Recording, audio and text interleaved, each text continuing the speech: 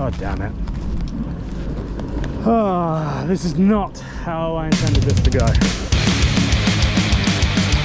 What's up guys, welcome back to another episode. Well, this week was way more eventful than I could ever have imagined. As you already saw, I took delivery of my brand spanking new SeaDoo Explorer Pro 230, the supercharged version of the ski that I've been riding for the last couple of years. Before we get to the episode, can I please just ask a giant favor that you go hit that subscribe button below. It is totally free. It literally takes 2 seconds, but it does make the world of difference to this channel and my ability to be able to continue to make videos like these. Now, if you've ever had a brand new vehicle, you'll know that there's always an annoying run-in period where you have to take it easy on the engine while the phalange seat in the upper dongle housing. I don't know, I'm not a mechanic. But the fact is, with these SeaDoos, it takes 5 to 10 hours, and I wanted to get that done as quickly as possible. Now, just a heads up, this episode is way more insane than it should have been. The amount of drama that unfolds over the next 20 minutes is stupid, so stick with it, because just when you think that it's done, it isn't. Anyway, let's head down to the Colorado River and throw this over to In the Wild Adam to tell you the rest of the story. Well, thank you, Studio Adam, and yes, welcome to the Colorado River. I'm here with Maddie, and we are out on the Explorers. As you already know, I just got my brand new SeaDoo Explorer Pro 230. It is so new, in fact. We still have the delivery tags on it. We still have the cover on the Garmin. This is what I was most excited about. You guys ready for some ASMR? Ready? Ooh. If I turn it on here, you will see that we have 0 hours on this ski. It is as new as it comes. Where's the hours? Right there, 0. So as with all new skis, you have to break in the motors, and that typically takes between 5 and 10 hours, depending on who you ask. Well, rather than do that over multiple different rides, you know, a couple of hours here, a couple of hours there, we decided, why not go on a big old send up to Laughlin, which is at the top of the Colorado River, as far as we can get before we hit the Davis Dam. And that should put probably 5 or 6 hours on this thing in the first day. Now, it will limit the RPM, so I won't have full power, which means that even though this is the 230, which means this is supercharged, versus that one, which is the 170, which is not supercharged, the 170 is probably still gonna be quicker on this ride. Now, I have to be very careful. You're not allowed to hold wide open throttle for long periods of time, so we're gonna be up and down through the RPMs, but that's fine because this cruise up here is gonna be really nice. We've got some no wake zones. We're gonna stop, we're gonna enjoy the scenery, just have ourselves a bloody good day. So yeah, join us as we break in my brand new 230. Oh, fun fact, this engine is the same engine that is in my SeaDoo Switch pontoon boat. Anyway, enough talking, let's do some riding and make our way, that-a-way, up the river.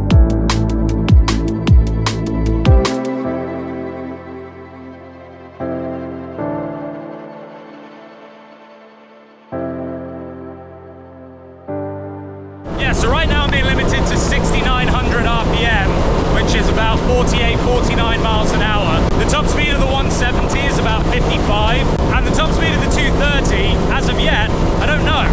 So we'll see how much it unlocks the ECU as we get on this ride. It should incrementally give me more RPM. That's what it did on the Switch anyway.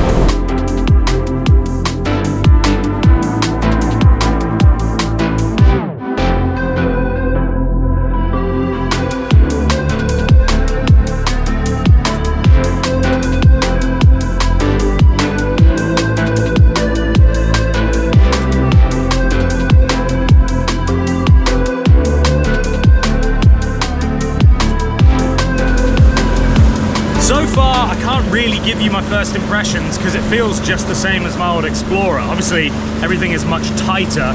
My old one had 200 hours on it, and it had really been through the ringer. Like I said, I did the Mark Hahn on it. I've done many, many ocean crossings, and then obviously all the river stuff as well. So it was a very well-worn-in ski, and I honestly am going to be so sad to send that one back. Unfortunately, because I'm sponsored by SeaDoo, that doesn't really go together, does it? Unfortunately, because I'm sponsored by SeaDoo, but because I'm sponsored by SeaDoo, my units have to go back after a certain amount of time, and I am going to be really sad because that ski was absolutely unbelievable. It's taken me to some of the most amazing places, just experiences that I would never ever have been able to have without that ski, and obviously without SeaDoo and the support of SeaDoo as well.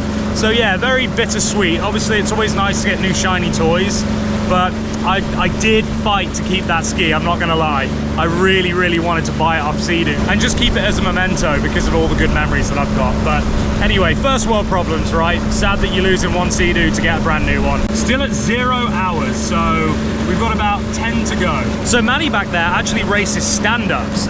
She's never had a sit-down before, but she's ridden that Explorer a couple of times and absolutely loves it. So it's really cool that she's up for doing these adventures with me as well. And so hopefully, if she does all right on this one, enjoys it, you might be seeing a lot more of her on the channel.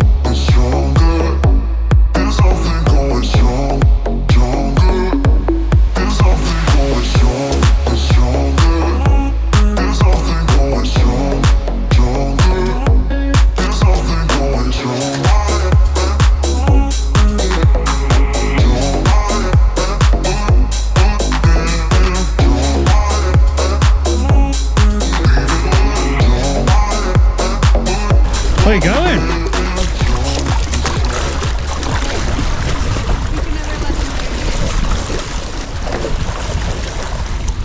Ta-da! How nice are some of those houses down there? Dude, insane. So coming through Needles, which is that town we just came through, there are some waterfront properties that are like resorts. Figured we'd stop, have a few snackies. Are you thirsty? Are you hungry? Do you need anything? Yeah, I remember this time to bring some electrolytes. So after my last episode, or the one before, whichever one it was, I asked you guys what you recommended for electrolytes. I've been using Liquid IV, but I've wanted to try that Element. Well, I got in touch with them and they sent me some taster sample packets, and it's really good. I really like it. So I have that in my water bottle right now. So I am at half a tank and I'm reading 37 miles. What are you at? Half a tank, reading 55 miles. 55. So the 230 is... Turn it off before I get demonetized! So it does look as if the 230 is a decent amount thirstier than the 170. I was told something like 10 or 15%. Why? Like, why? Whole river. You're the movie guy. It's with the windshield. What are you guys from up north? Where's your numbers? Where are you from? So I think the plan is to continue to ride up, and then we're going to stop at the Avi, which is a casino in California, so on that side of the river. Now what's cool about this ride is that we started off in Arizona in Lake Havasu, and then as we rode up we cross over back and forth into California because pretty much the state line runs down the middle of the river. So if you're on the left hand side then coming north, then you're in California, and on the right hand side you're in Nevada, in Arizona. And then once we get up there to Laughlin, we're going to be in Nevada. So 3 states in one day. Ready?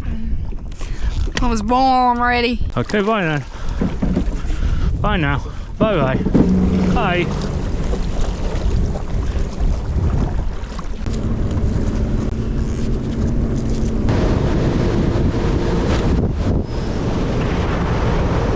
So this stretch of the river from Needles to Bullhead City is a bit boring, honestly. It's pretty much straight and there isn't really anything to see. But as we approached the Avi Casino, which is where we were going to top off our tanks, I spotted a couple of guys who looked like they were in trouble, and so I went over to investigate.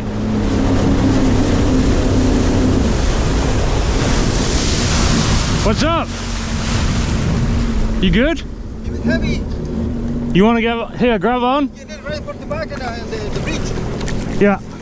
Hold on. There's a step. All right, here's what we're gonna do. You see that rail at the front? Yeah. You're gonna grab that. Well, which one? Keep coming. Keep coming. Don't worry, I got you. This one? There you go. Both hands. So you got it? All right. We're like 20 feet. Easy. Just hold on nice and tight. All right, move out of the way. All right, keep holding. Almost there. Still good? You just let me know. You let me know if you feel like you're gonna let go, and I'm gonna stop and we'll get you back, all right? But don't worry, you're in no trouble. Okay, don't worry, we're in about 5 feet of water right here, so in a minute you're gonna be able to stand up. There you go, you good? Can you stand? Yeah. Oh yeah. I know, shut up. So you jump on the front, you're gonna ride it back, because you're too big to be on the back of this thing. And just go nice and easy. Don't do anything too crazy. Stay that way, don't come too shallow, and just nice and easy.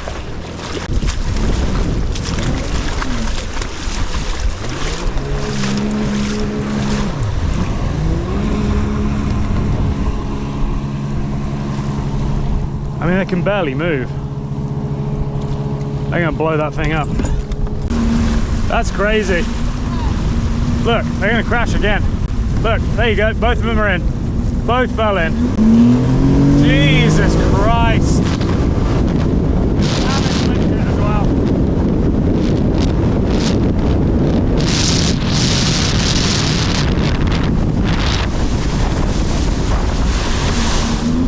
Hey, do you guys have your phones with you? No. You don't? Neither of you? Hey buddy, I'm down on the river. 2 of your guys have just fallen off one of your skis. The dude's like 400 pounds and he's on it with his buddy, and they're way too heavy. It's ridiculous. So I just pulled them off to the side to stop them from drowning, but you're gonna have to send somebody down here to come rescue them because they're not getting back. The ski barely moves with them both on there. Well, he's riding the ski back. I don't know where he's taking it. He said his truck is up the street, but the big guy is now on the bank. So he ain't gonna drown, but he's here by himself. Oh, sorry, yo, thank you for helping them out, man. Appreciate it. Yeah, I don't know, this 400-pound customer, he didn't come inside the store where they rented the jet ski, so. Okay, all right, thank you. Thanks, buddy. Bye. That was insane. That's how quick shit goes sideways. You know what I mean? I hate to be a broken record, but this is why you have to be safe and you have to be fit. I'm not shaming that guy, but he's 400 pounds easily, and he could barely keep himself afloat. So if I hadn't have been there, there was no way he was getting back on the ski. There was nothing for him to grab onto. It was a rental, so why they rented to them, I do not know. But anyway, we got him back. He's safe. He's walking apparently. The other guy's going to get his truck. I don't know, but it's scary. I mean, it's scary. That's how quickly people drown, because if that guy had started to drown, the guy that was riding the ski wouldn't have been able to do a thing. He wouldn't have been able to keep him afloat. He wouldn't have been able to get him to the side. I mean, look how fast the river's flowing. Like, I'm not moving forward right here. And look, this is how fast we're flowing. It's turning the ski. You can see on the shore just how quickly we're moving. Oh, it makes me annoyed, honestly. It makes me annoyed because I try my hardest to make sure that people on sit-downs ride responsibly and, you know, do all the right things. And then you've got rental companies like that just being completely unsafe and putting people's lives in danger. Not cool. Absolutely not cool. Now, I don't want you to think that I'm hamming it up about how serious of a situation that was. The guy could barely keep himself above the water without holding on to either of the skis. And like you saw, as soon as I sent them on their way, they flipped the ski completely. So if that had happened in the middle of the river, where I first found them, it genuinely could have ended in a drowning. You also heard the guy at the rental company saying the big guy hadn't gone into the office when they rented the ski, but isn't it funny how he was wearing the exact same life jacket as his friend, which would have been given to them at the dock when they were put on the ski. Anyway, I said my piece out in the water, so I don't need to beat the point to death here, but just be safe and use common sense when you're riding, that's all. Anyway, after that debacle, we went to get fuel at the Avi, but their fuel dock was closed, so we pushed on north just with the intention of filling up from our fuel cans, and we had literally ridden another 10 minutes before Maddie spotted 2 girls on a ski drifting down the shoreline, and when she gave them a thumbs up, they responded with a thumbs down. So once again, I went over to see what was wrong and if I could help. What's happened? It doesn't start? So when you try and start it, does it make like a bad noise? Yeah. I think you probably sucked up a rock. Yep. Big old rock. But that's probably not the... You've probably got one lodged. How far did you come from? So we're actually down there at the Avi, so that little beachfront. Yeah. So that's where we're at. Okay, I can tow you back.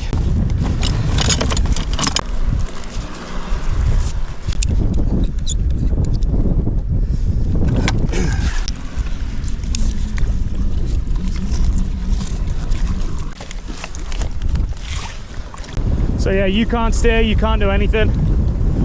All I would say is if you see somebody coming up behind us fast, just wave.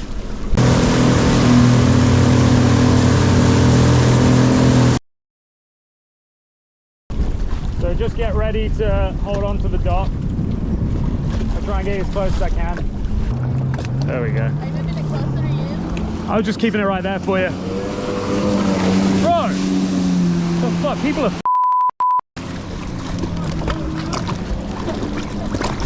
So there's a gas pump apparently at the top of the ramp.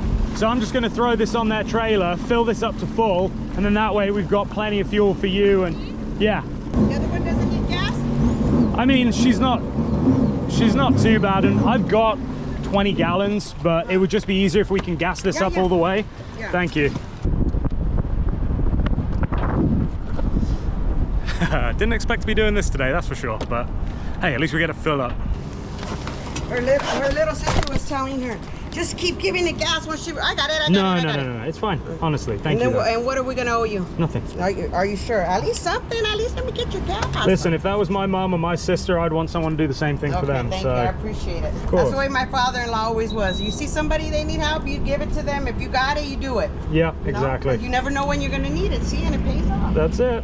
What happened next honestly still blows my mind. I know it happened because I have it on video, but I still can't believe it. Unfortunately, I turned off my GoPro, but what happened was, as we got back to the launch ramp, I unhooked my ski from the trailer, so it was just sitting on the bunks. Now, that may sound stupid, and it turns out that it was, but this is something that people do with skis and boats when you're launching with two people, so that as soon as you hit the water, you can unload without either of you needing to go into the water and get your feet wet to unhook it. The weight of the boat keeps it on the trailer, and so as long as you're slow and steady going down the launch ramp, you never have an issue. However, the lady that took me to the gas station wasn't, let's say, an expert in backing up a trailer. And so as we started to go down the ramp, she began to head towards this grassy area on the side. And I thought she would correct herself, but one of the wheels went up onto the mound. And so I shouted to her to stop and straighten up. But rather than gently come to a stop, she just jabbed the brake pedal. And all of a sudden, I felt myself moving backwards, even as this point, the trailer was moving forwards, back up the ramp. So before I could do anything, my brand new Explorer Pro slid completely off the trailer and onto the concrete launch ramp. And that's where we'll pick up now. A warning, if you take pride in vehicles like I do, you may find the next few clips disturbing. God damn it. Oh, this is not how I intended this to go. Oh, this is bent. That's why. Huh. That's why. That trailer was not ideal. Not ideal at all. Brand new. All right, we're gonna need to get a lot of people. We're probably gonna need at least 8 people. It's 8 people? It's like 800 pounds. Okay. So. Oh, he's got it. Got it.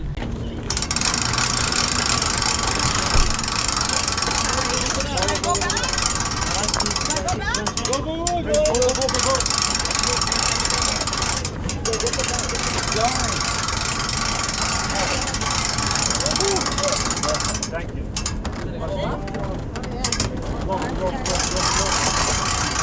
That'll do. We're gonna hopefully try and put it back in the water.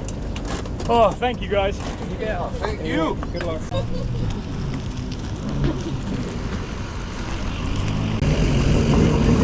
All right. First of all, was my fault, technically. I unhooked it as she was backing me down, and she ran the trailer up onto the grass and then stamped on the brakes, and it just went bunk bunk. So the ride plate's all scratched up, but it doesn't seem to be broken, but it's scuffed. Oh, well, that's not ideal. You're brand new, like 2 hours on it, and it's already been dropped off a trailer. So I didn't get it on camera because I thought it was plain sailing, but it was just an unfortunate series of events. I unhooked the SeaDoo as we were backing down because I thought she'll get me in and then I could just ride off. That was my mistake, 100%. Because then what happened is she backed us down and she got the trailer kind of squiffy, hit the dirt. I said, oh, hold on, you need to pull forward. She jammed the brakes quite hard and then the ski just went bonk, bonk as she was pulling forward. But thankfully there was a ton of people there that came over and helped. And honestly, damage-wise, the ride plate's a bit scuffed, but that's a replaceable part. And then the hull has some scratches, but it's gonna get scratched up anyway. It's my Explorer. So in the grand scheme of things, not the worst possible outcome, but also not ideal. Anyway, let's go to Laughlin. I've got a full tank of gas. And we've got 20 gallons for Maddie, so. The thing is, I don't feel bad for helping those people, because if that had been my mum or Maddie or anybody else that was stuck on the side of the river, I would want someone to go and help them. So, you know, I'm sure it'll come back to me in other ways. I mean, it's riding straight. Nothing feels weird.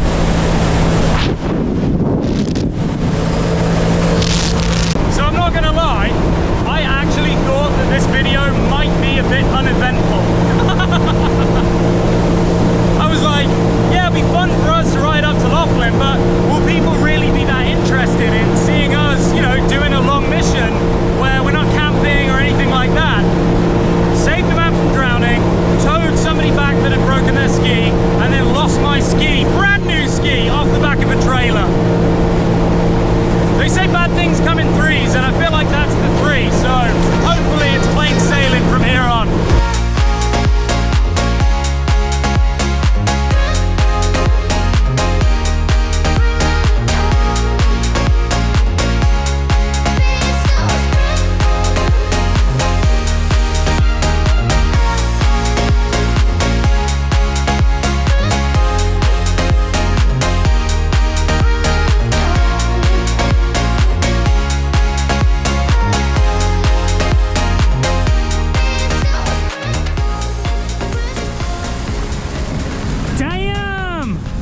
There's no way a beaver built that. She's literally heard that 1,000 times. That was 100% a fake laugh.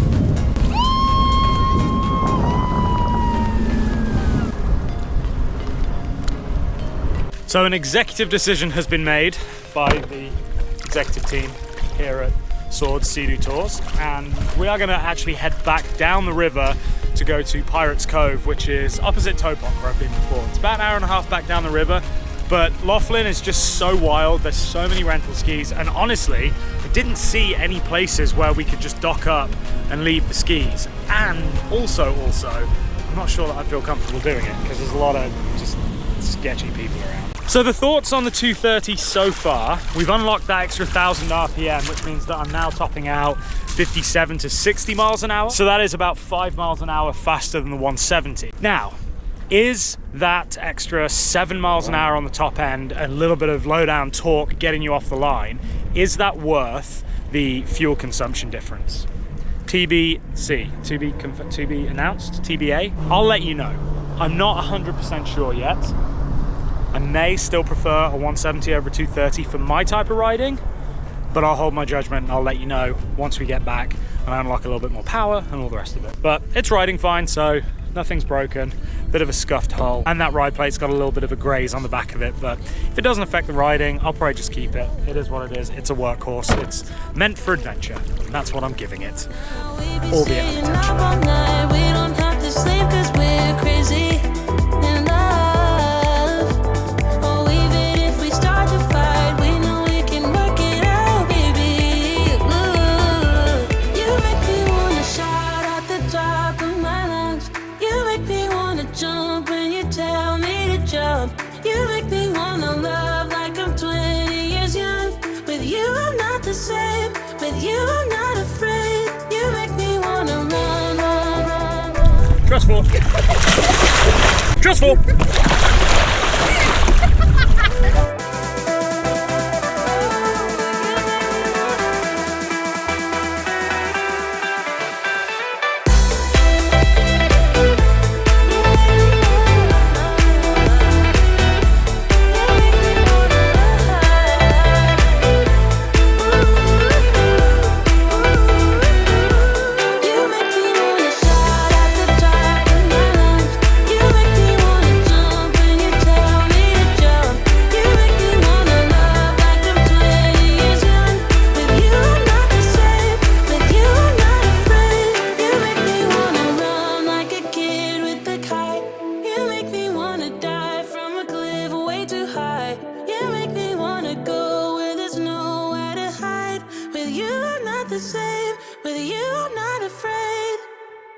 And there we have it, the maiden voyage on my Explorer Pro 230. I still can't believe that all of that happened, and the motor still isn't fully broken in yet. So let's revisit the lessons that we've learned together on this week's adventure, shall we? Well, number one, make sure that if you're going to go ride a jet ski, you are able to climb back on if you fall off, and you're wearing a life jacket that has enough flotation for your weight. Number two, if you're riding in shallow water, don't goose the throttle and suck up rocks into your jet pump. Number three, never use somebody else's trailer without fully inspecting it first. And definitely leave the ski hooked up until you hit the water. The wet feet are far less inconvenient than having your ski high and dry on the launch ramp. And number four, never trust a fart after Taco Bell. Wait, that bit didn't make it into the episode, did it? As always, guys, thank you for watching. Make sure you subscribe to the channel. And remember, until next time, don't do anything I wouldn't do, which isn't really saying much after this week. See ya.